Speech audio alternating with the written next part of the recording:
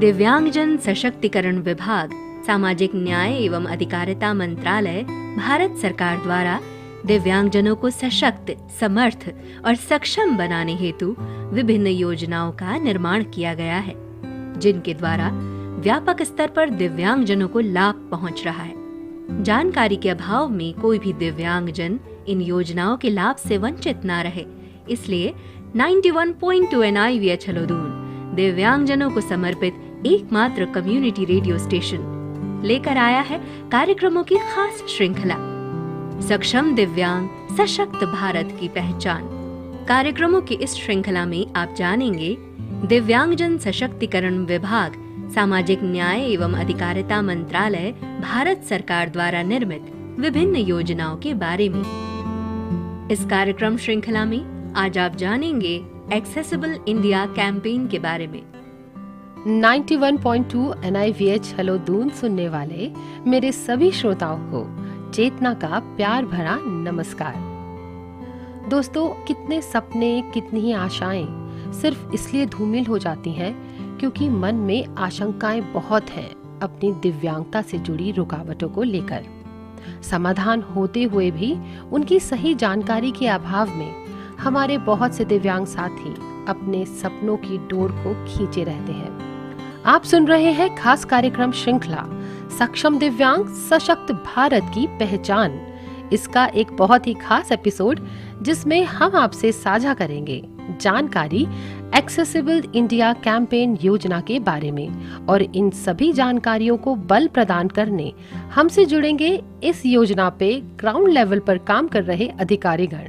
और आज के इस कार्यक्रम में विषय विशेषज्ञ की भूमिका निभाते हुए एक्सेसिबल इंडिया कैंपेन के बारे में हमसे जो जानकारी साझा करेंगे श्री अमित श्रीवास्तव और श्री राहुल सैनी जी। नमस्कार, बहुत बहुत स्वागत है। आज हमारे साथ एक्सेसिबल इंडिया कैंपेन के बारे में जानकारी देने के लिए दो एक्सपर्ट्स आज हमारे साथ हैं, और हम आप दोनों का ही सर बहुत स्वागत करते हैं और आपसे हम रिक्वेस्ट करते हैं कि आप कृपया अपना इंट्रोडक्शन दीजिए।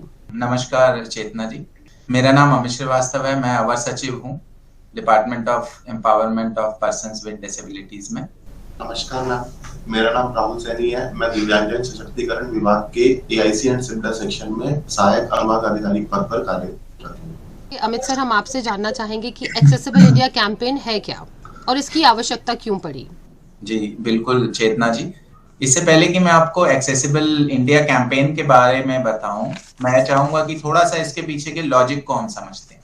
देखिए, हम बात करते हैं कि अक्सर हम बात करते हैं डिसेबिलिटी क्या है या एम्पायरमेंट क्या है, लेकिन हम जब डिसेबिलिटी या एम्पायरमेंट की बात करते हैं तो उसको एक मेडिकल लेंस से देखते हैं, यानी कि हम ये मानते हैं कि शरीर में कोई विकार है वो एक डिसेबिलिटी है। लेकिन मैं इसमें ये आपको बताना चाहूंगा कि डिसेबिलिटी एक ऐसी चीज है जो कि शरीर में कोई अगर विकार है या कोई इम्पेयरमेंट है उसकी वजह से होने वाली चीज नहीं है।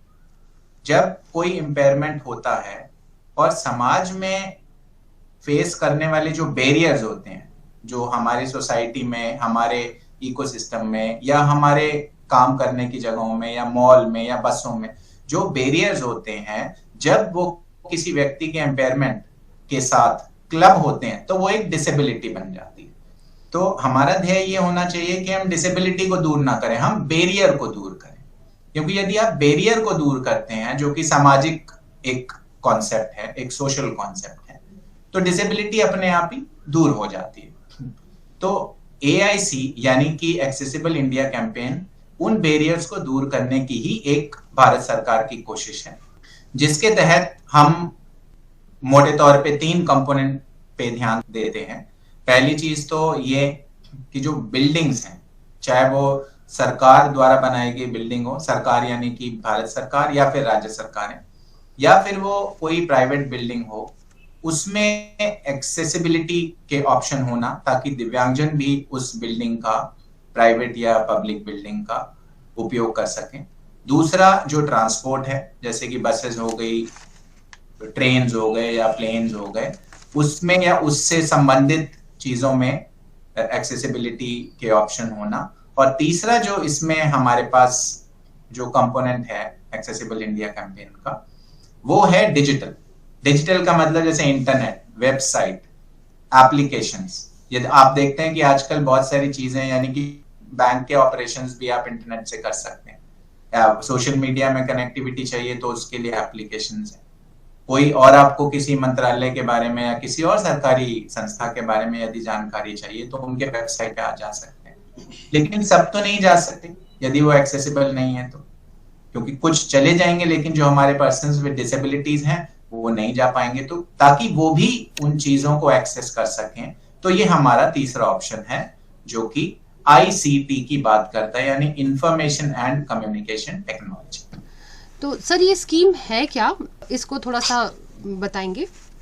देखिए स्कीम में भी थोड़ा सा मैं बैकग्राउंड चेतना जी आपके साथ शेयर करना चाहूंगा, क्योंकि यदि हम थोड़ा सा बैकग्राउंड उसका समझते हैं तो हमें स्कीम की फिलॉसफी भी ज्यादा समझ आती है। एक्चुअली दो बातें हैं जिसकी वजह से ये स्कीम का होना सार्थक है हमारे लिए और हमारे देश की जनता के लिए। पहली चीज ये कि एक तो पार्लियामेंट ने जो कानून बनाया जिसका नाम आरपीडब्ल्यूडी एक्ट 2016 है, उसमें ये प्रावधान है कि ये पब्लिक जो बिल्डिंग्स होंगी या प्राइवेट बिल्डिंग्स होंगी, ट्रांसपोर्ट की फैसिलिटीज होंगी या आईसीटी रिलेटेड, जिसको हम आम भाषा में यदि बोलें तो एप्लीकेशंस या वेबसाइट, इंटरनेट, इसमें एक्सेसिबिलिटी का फीचर होगा ताकि दिव्यांगजन भी उसको एक्सेस कर सकें।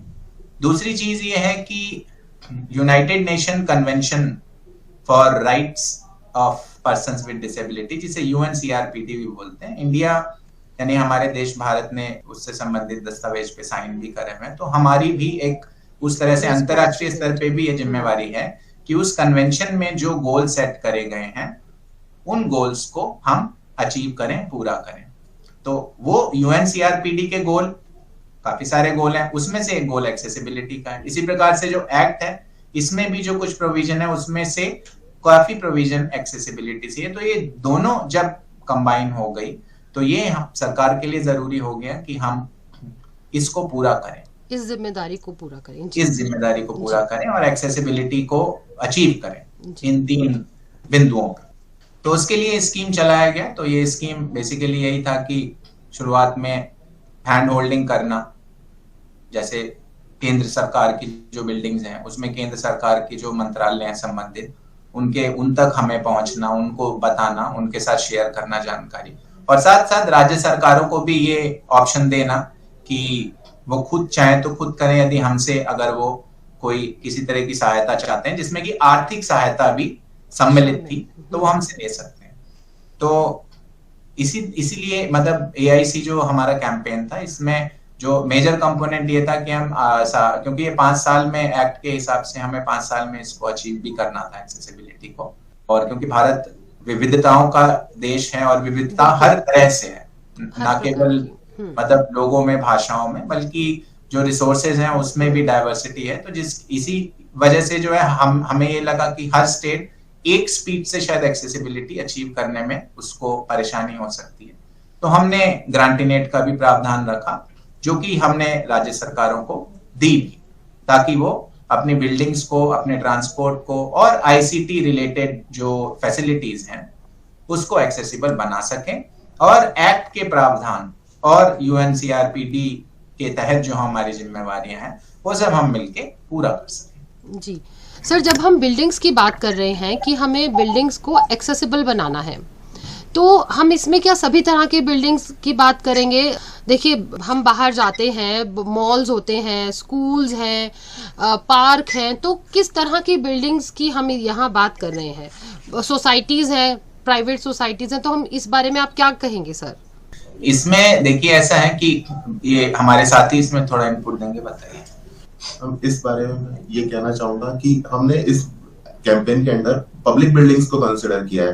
पब्लिक बिल्डिंग्स में वो गवर्नमेंट ओन भी हो सकती है या सरकारी स्वामित्व वाली भी हो सकती है और निजी स्वामित्व वाली भी हो सकती है। तो इसमें पार्क्स भी हो सकते हैं, जैसे बनारस में कुछ घाट्स भी है, मतलब टेम्पल वगैरह भी हम ले सकते हैं जो राज्य सरकार के स्वामित्व के है, या फिर राज्य सरकार के कार्यालयों से रिलेटेड बिल्डिंग्स जहाँ पर पब्लिक फुटफॉल ज्यादा हो। तो चेतना जी, मैं इसमें थोड़ा सा आपको इनपुट देना चाहूंगा इस सवाल में। हमारा एआईसी में जो बिल्डिंग की परिभाषा है उसे हमने वही लिया है जो कि एक्ट में लिया है। एक्ट कहता है पब्लिक बिल्डिंग्स, तो हमने पब्लिक बिल्डिंग शब्द को ही यूज करा है। और पहले मैं इसके बारे में बता दूं कि पब्लिक बिल्डिंग होती क्या है। जैसा कि एक्ट हमारे में प्रावधान है, पब्लिक बिल्डिंग का मतलब कोई भी ऐसी बिल्डिंग जिससे पब्लिक बहुत ज्यादा यूज करती है, और ये पब्लिक बिल्डिंग यूज के हिसाब से पब्लिक है, ना कि किसने बनाई।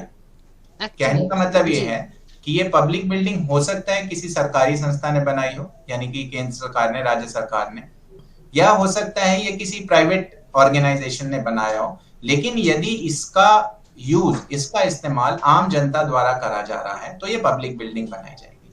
तो हमने इस AIC जो हमारी कैंपेन थी, इसमें हमें पब्लिक बिल्डिंग को इस तरह से परिभाषित करा और इस तरह से उसको इंक्लूड करा। और अगर मैं बोलूं, कुछ उदाहरण आपको दूं ऐसे बिल्डिंग जिसको हम एक्सेसिबल बना रहे हैं, कि जैसे मंदिर हो गया, या इस तरह के धार्मिक स्थल हो गए, स्कूल हो गए, अस्पताल हो गए, रेलवे स्टेशन हो गए, एयरपोर्ट हो गए, मॉल्स हो गए, ये सारी बिल्डिंग, मतलब लिस्ट कभी खत्म नहीं होगी। मैं बोलना शुरू करूं तो ये लिस्ट मतलब अनलिमिटेड है, अनएंडिंग लिस्ट है। जहां पे भी लोगों का फुटफॉल है और जहां आपको लगता है कि अगर ये बैरियर हम नहीं हटा पाए, जो कि हमें हटाने हैं, जो कि इम्पेयरमेंट को डिसेबिलिटी में बदल रहे हैं, जिससे पर्सन्स विद डिसेबिलिटी की जो कम्युनिटी है उनको, उनकी एक्सेसिबिलिटी में समस्या आ रही है, वहां हर उस बिल्डिंग में एक्सेसिबिलिटी के फीचर को लेके आना, बनाना, यही उद्देश्य है AIC का। जी, ये बहुत क्लियर हुआ सर इससे, आपके इस उत्तर से। सर, इसमें ग्रांट एंड एड भी दिया गया होगा कई राज्य सरकारों को और जो संस्थान है उन्हें? जी, मैंने जैसे कि पहले चेतना जी आपसे बताया कि ये स्कीम में दो तरह की एक चीज है। एक तो हमें ये इंश्योर करना है कि अपने संसाधन का प्रयोग करके यदि सरकारें उसमें एक्सेसिबिलिटी के फीचर को लाना चाहती हैं तो उसको लेके आए। साथ साथ शुरुआत की हैंड होल्डिंग करने के लिए ग्रांट इन एड का भी प्रोविजन था, और कई राज्य सरकारों को ग्रांट इन एड दिया भी गया। और इसके बारे में आप थोड़ा सा आगे मेरे साथी बताएंगे। जैसा कि टारगेट आपको पता होगा, टारगेट इसका जो निर्मित भौतिक वातावरण के टारगेट में लिखा था कि 25 से 50 चुनिंदा शहरों की बिल्डिंग्स को एक्सेसिबल बनाना है, उनकी एक्सेसिबिलिटी ऑडिट करना है। तो उसके उस टारगेट के अंडर एक्सेसिबल इंडिया कैंपेन में राज्य सरकारों को वित्तीय सहायता प्रदान की गई है। और वेबसाइट्स के लिए भी अर्नेट इंडिया के साथ मतलब हमने कांटेक्ट किया, जिसमें हमने उनको एक्सेसिबल बनाने के लिए, वेबसाइट्स को एक्सेसिबल बनाने के लिए वित्तीय सहायता प्रदान की है। सर, जब बिल्डिंग्स को एक्सेसिबल बनाने की बात आती है या एक्सेसिबिलिटी की ही बात आती है, तो इसको लेकर नियम भी बनाए गए होंगे? जी, उसके बारे में सर आप बताना चाहेंगे? नियम की बात कर लेते हैं। तो नियम की यदि बात करें तो इसका प्रावधान जो है हमारे एक्ट में ही दिया हुआ है। यदि सेक्शन 40 से लेके सेक्शन 46 तक यदि आप एक्ट को पढ़ेंगे तो उन सेक्शन में नियम की भी बात हुई है जो संबंधित मंत्रालयों को बनाने हैं। और उन नियमों को न केवल वो बनाए जाएंगे बल्कि पूरे देश में उसको लागू भी किया जाएगा और उसका अनुपालन भी होगा। तो मैं अपने आप को अभी अगर सीमित रखूं AIC में, और AIC के अंदर जो 3 बिंदुओं की बात करी, तो उसकी यदि बात करें तो अगर हम पब्लिक बिल्डिंग की बात करते हैं तो ministry of housing and urban affairs MoHUA, guideline बनाना उनका काम है और उन्होंने बनाया भी है। उनका गाइडलाइन तैयार है, उनके वेबसाइट पे भी है, जिसको हम अपने रूल में, RPTWD रूल में भी लाने के लिए अभी कार्यरत हैं। इसके अलावा अगर हम ट्रांसपोर्टेशन की बात करें तो ministry of road transport and highways, उन्होंने कुछ कोड्स बनाए हैं, गाइडलाइन वो बना चुके हैं। और आखिरी बिंदु यानी कि ICT, जिसके तहत वेबसाइट, व्हाट्सएप एप्लीकेशन, व्हाट्सएप या इस तरह के अलग सोशल एप्लीकेशंस, तो ये काम है MIT का, ministry of electronics and information technology. तो उन्होंने जो है ये गाइडलाइन उनकी भी तैयार हो गई है और उसको हम अपने रूल में लाने के लिए अभी कार्यरत हैं। तो ये 3 मुख्य बिंदु थे और इसके रूल की मैंने आपको अभी जानकारी दी। जी, ये पूरी रूपरेखा हमने समझी आपसे। अगर हम इस स्कीम के सक्सेस की बात करें तो आप क्या कहना चाहेंगे? अभी कहाँ तक ये पहुंची है और क्या ये इसका पहला फेज है, आगे और भी फेज आएंगे? क्या कहेंगे इस बारे में? देखिए, अभी आज की यदि हम बात करें तो ये स्कीम काफी हद तक हम इसको आगे ले गए हैं, क्योंकि डिसेबिलिटी एक ऐसा सब्जेक्ट है, एक ऐसा विषय है जो कि इवॉल्विंग इशू है, जिसमें रिसर्चेस हो रही हैं, नए नए आइडियाज आते हैं। तो उनको, और न केवल हमारे देश में बल्कि विश्व भर में नई नई चीजें हमें जानने को मिलती हैं। तो अगर उस तरह से देखें, इवॉल्विंग एक कॉन्सेप्ट है। अगर उस दृष्टिकोण से यदि हम डिसेबिलिटी के डोमेन पे अगर नजर लगाएं तो AIC ने काफी कुछ अचीव करा है। बहुत सारे बिल्डिंग, मेरे ख्याल से जो सेंट्रल गवर्नमेंट की 1000 से ज्यादा बिल्डिंग हमने एक्सेसिबल कर दी है, और राज्य सरकारों ने भी 500 से ऊपर बिल्डिंग जो है एक्सेसिबल हो चुकी हैं। इसी तरह से सारे जो इंटरनेशनल एयरपोर्ट हैं वो एक्सेसिबल बनाए जा चुके हैं, और इसी प्रकार से रेलवे स्टेशन भी काफी हद तक एक्सेसिबल हो चुके हैं। और एक्सेसिबिलिटी फीचर के भी बारे में ये बताऊंगा कि ये एक पॉइंट पे रुकती नहीं है। जैसा कि मैंने बताया कि रिसर्चेज होती रहती हैं, इनपुट्स आते रहते हैं, तो एक्सेसिबल को और एक्सेसिबल और एक्सेसिबल को और ज्यादा एक्सेसिबल बनाना, तो ये एक कंटिन्यूअस प्रोसेस है, और इसमें मंत्रालय भी और मुझे उम्मीद है कि राज्य सरकारें भी प्रयत्नशील रहेंगी। तो चेतना जी, मैं इसमें कुछ आपको बताना चाहूंगा कि हमारे अचीवमेंट क्या है मंत्रालयों की। तो यदि हम बिल्डिंग्स की बात करें तो अभी तक 1100 बिल्डिंग्स जो कि सेंट्रल गवर्नमेंट यानी केंद्र सरकार के अधीन है वो पूरी तरह से एक्सेसिबल बनाई जा चुकी हैं, और 1314 ऐसी पब्लिक बिल्डिंग जो कि केंद्र सरकारों के अधीन है। यदि हम राज्य सरकारों की बात करें चेतना जी, तो इस स्कीम के तहत हमने 1314 बिल्डिंग्स के लिए विभिन्न राज्य सरकारों को ग्रांटिनेट दिया था। उसमें हमें जो इन्फॉर्मेशन मिली है उसके मुताबिक 1314 बिल्डिंग्स में से 611 फुली एक्सेसिबल बना दी गई है। चेतना जी, अगर रेलवे स्टेशन की बात करें तो मैं बताना चाहूंगा अपने लिसनर्स को कि जो बड़े बड़े रेलवे स्टेशन, जो बड़े शहरों में जो मुख्य रेलवे स्टेशन है, वो सारे के सारे यानी करीब 700 से ऊपर ऐसे रेलवे स्टेशन है, सबको हमने एक्सेसिबल बना दिया है।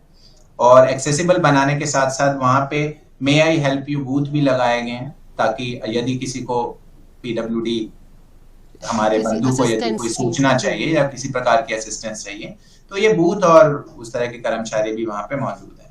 इसी तरह से यदि हम पब्लिक ट्रांसपोर्ट यानी बसेस की बात करें तो सरकार के तहत जितनी भी बसेस चलती हैं उसमें से 25% बसेस अब तक एज ऑन डेट हमारी इंफॉर्मेशन के अनुसार पूरी तरह से एक्सेसिबल बना दी गई हैं।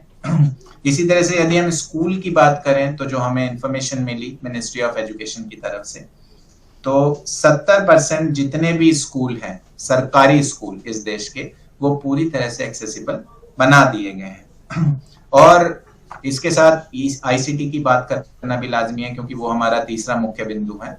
तो जो इंफॉर्मेशन हमारे पास है उसमें NIC ने, नेशनल इंफॉर्मेटिक्स सेंटर ने 100 सेंट्रल गवर्नमेंट की वेबसाइट में से 95 यानी 95 वेबसाइट्स को पूरी तरह से एक्सेसिबल कर दिया है, और मुझे उम्मीद है कि बाकी 5 भी जल्द ही पूरी तरह से एक्सेसिबल हो जाएंगी।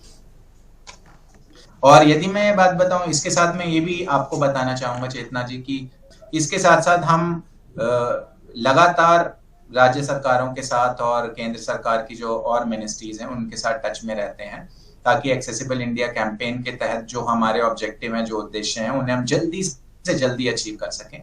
इसी दृष्टिकोण से हमने अभी रिसेंटली पिछले महीने ही एक माननीय मंत्री जी के अध्यक्षता में एक मीटिंग भी हुई जिसमें प्रतिभागिता रही केंद्र सरकार के जितने मंत्रालय हैं, जो संबंधित मंत्रालय जिनके ऊपर एक्सेसिबिलिटी इंश्योर करने की जिम्मेवारी है, तो वो शामिल हुए। और हमने एक बार फिर से उन सबको रिक्वेस्ट करा, उनसे ये निवेदन करा कि हमारे एक्सेसिबिलिटी इंडिया कैंपेन के जो ऑब्जेक्टिव हैं उसे जल्द से जल्द हम अचीव कर सकें। इसके अलावा चेतना जी, मैं एक चीज और बताना चाहूंगा आपको इस फोरम में। भारत सरकार ने एक सुगम्य भारत एप्लीकेशन भी बनाया है जिसको बहुत आसानी से डाउनलोड किया जा सकता है किसी भी प्लेटफॉर्म से, गूगल से, मोजिला से। और इस ऐप का जो मुख्य जो उद्देश्य है वो ये है कि यदि एक्सेसिबिलिटी को लेके किसी भी व्यक्ति का, चाहे वो PWD हो या ना हो, यदि एक्सेसिबिलिटी को लेके कोई किसी भी प्रकार का ग्रीवांस है तो उस ग्रीवांस को उसमें डाला जा सकता है, और जिसको सरकार जल्दी से जल्दी उसका निवारण भी करती है, और जिस प्रकार का इंटरवेंशन चाहिए होता है उस प्रकार का इंटरवेंशन करने के लिए पूरी तरह से प्रयत्न करती है। तो मैं ये भी चाहूंगा कि मेरे लिसनर्स जो हैं, हमारे लिसनर्स इस प्लेटफॉर्म पे सुगम्य भारत यदि उन्होंने डाउनलोड नहीं करा है तो उसे डाउनलोड करें अपने मोबाइल फोन पे और उसे यूज करें। और इसमें ये भी बताना चाहेंगे कि ये पूरी तरह से एक्सेसिबल है ये एप्लीकेशन, और 23 लैंग्वेजेस में, यानी 20, it is available in 23 languages. तो ये भी एक बात है कि ज्यादा से ज्यादा हमारे देश के नागरिक इस एप्लीकेशन को बिना किसी परेशानी के इस्तेमाल कर सकते हैं। तो बिल्कुल आज के इस कार्यक्रम को सुनने के बाद हमें ये बात और पुख्ता होती है कि सुगम्य भारत सशक्त भारत की ओर हम बढ़ रहे हैं। सर बहुत बहुत धन्यवाद आपका आज इस कार्यक्रम से जुड़ने के लिए, अमित सर और राहुल सैनी सर, बहुत बहुत धन्यवाद इस बहुमूल्य जानकारी को देने के लिए। जी चेतना जी धन्यवाद, मैं आपका भी धन्यवाद करता हूँ और अपने लिसनर्स का भी बहुत बहुत धन्यवाद। थैंक यू मैम, आपने हमें इस प्रोग्राम में बुलाया और हमें कुछ इस एक्सेसिबल इंडिया कैंपेन से रिलेटेड जानकारी देने के लिए बुलाया गया। धन्यवाद। जिंदगी में कभी उदास मत होना, कभी किसी बात पर निराश मत होना। ये जिंदगी एक संघर्ष है, चलती ही रहेगी। कभी अपने जीने का अंदाज मत खोना। तो दोस्तों आपसे मिलेंगे हम एक और नए कार्यक्रम में और जानेंगे एक और नई स्कीम के बारे में। तब तक के लिए अपना ख्याल रखिए और खुश रहिए। प्रगति, प्रगति, मेरी प्यारी बिटिया, कहाँ हो? जरा बाहर तो आओ बिटिया। एक खुशखबरी है तुम्हारे लिए। तुम्हारा नए स्कूल में दाखिला हो गया है ना बढ़िया खबर? अब मेरी बिटिया के सारे सपने सच होंगे। कैसे सपने माँ? जब से दुर्घटना ने मेरी आंखों की रोशनी छीन ली है, मैंने जिंदगी से उम्मीदें करना छोड़ दिया है। कैसे पढूं, कैसे जॉब करूं, जब घर की दहलीज के बाहर कदम रखते भी डर लगता है कि कहीं मुंह के बल गिर न जाऊं, कहीं फिर से कोई बड़ी चोट न लग जाए। और क्या पढ़ने लिखने का सामान मेरे किसी काम का होगा अब? जबकि मैं कुछ देख भी नहीं पाती। मैं क्या ही समझ पाऊंगी कुछ, और उल्टे सभी बच्चे मेरा मजाक उड़ाएंगे। माँ, मैं नहीं जाऊंगी स्कूल, अब घर पे ही पढ़ूंगी। बाहर की भीड़ भाड़ भरी दुनिया में अब खुद अकेले नहीं निकला जाएगा मुझसे माँ। अब ये क्या प्रगति, इतनी आशंकाएं मन में लिए बैठी हो? अरे एक बार मुझसे बात तो कर लेती बेटा। कोई भी दुर्घटना हमारे जीवन की गति को रोक नहीं सकती। हाँ, ये कुछ समय का अंतराल जरूर ले आती है, लेकिन इन्हीं रुकावटों को पार कर अपने लिए रास्ता तलाशने का नाम है जिंदगी।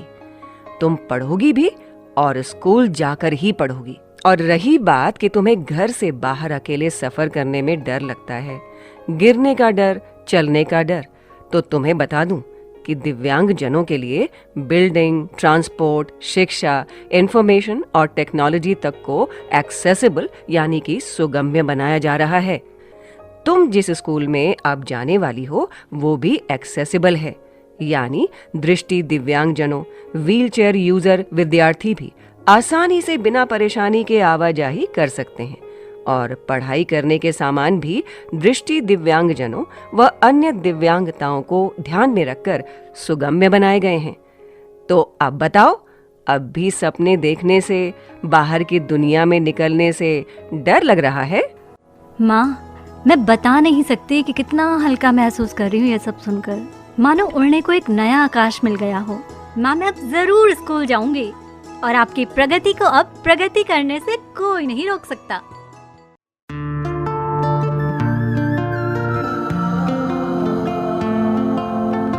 संभव है हर डगर, आसान हुआ जीवन